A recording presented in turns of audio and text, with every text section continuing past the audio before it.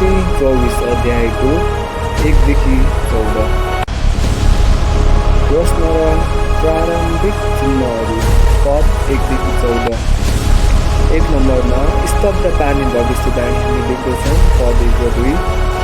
जब चेलाहरूले मन्दिरको भव्यता औल्याएर पुनर्निर्माण गरिएको संरचना हेरिरहेका थिए, जुन लगभग समाप्त भइसकेको थियो र विस्मयकारी थियो। एउटा ढुङ्गो अर्को ढुङ्गामा नछोडिने भन्दै प्रभु येशूले आंशिक विनाश मात्र होइन तर पूर्ण रूपमा भत्काउने भविष्यवाणी गरिरहनुभएको थियो। रोमी सिपाहीहरूले ईस्वी सम्वत 70 भित्री पर्खालहरूमा रहेको सुन बगाल्दा शाब्दिक रूपमा यो भविष्यवाणी पुरा भएको हामी पद 3लाई पनि हेर्नेछौँ। यो बुझ्न महत्त्वपूर्ण छ कि चेलाहरूले सम्भवतः मन्दिरको विनाश र संसारको अन्त्य एकैसाथ हुनेछ भन्ने सोचेका थिए, तर प्रभु येशूले समय रेखा मिलाएर यरुसलेमको तत्काल सङ्कट ईस्वी सम्वत 70 र आफ्नो पुनरागमनको टाढाको भविष्यलाई सम्बोधन गरेर जवाफ दिनुहुन्छ। पीडाको जन्म भएको हामी देख्छौँ पद 4 देखि 14।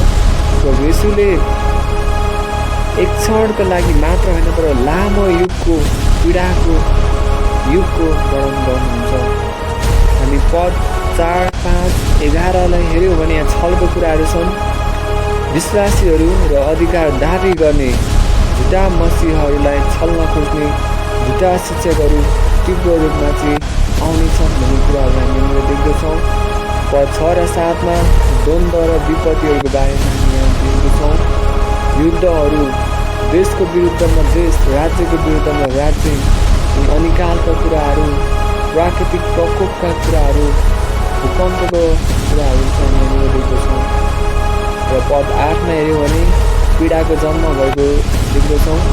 यो एउटा रूपक र महत्त्वपूर्ण छ। प्रसव पीडामा सङ्कुचन जस्तै यी घटनाहरू अन्त्यको नजिक आवृत्ति र तीव्रतामा बढ्नेछन्, तर तिनीहरू आफै अन्त्य होइनन्। You see this temple? Its stones will be thrown down. When, teacher? Watch, for the end is not yet. पद 9, 10 र 12लाई हेऱ्यौँ भने सतावट र धर्मत्यागको बारेमा हामी लेखेको पाउँदछौँ। प्रभु येशूका अनुयायीहरूलाई घृणा गरिनेछ र कयौँलाई मारिनेछ। तीव्र दबावले धेरैलाई विश्वासबाट टाढा लैजानेछ र एक अर्कालाई धोका दिनेछ, जसले गर्दा प्रेमको शीतलता अधर्म बढ्नेछ, प्रेम सिलाउँदै जानेछ।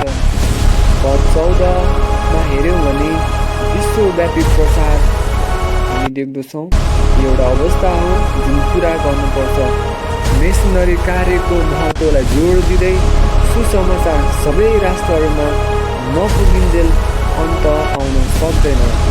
This gospel of the kingdom shall be preached in all the world, for a witness unto all nations, and then shall the end come.